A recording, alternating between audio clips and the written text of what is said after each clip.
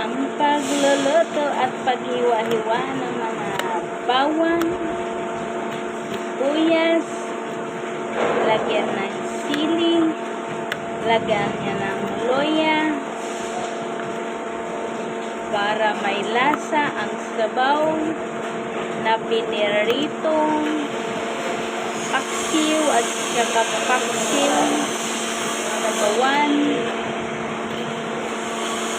Kailangan sabaw kay masarap kumain kapag may sabaw, lalo na pag sa tanghali galing sa trabaho.